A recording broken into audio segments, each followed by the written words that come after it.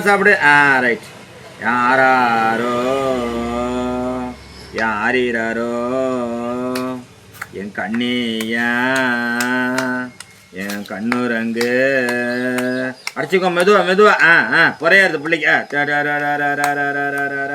என் தங்க பிள்ளைக்கு பொறையாது தாமி. சரி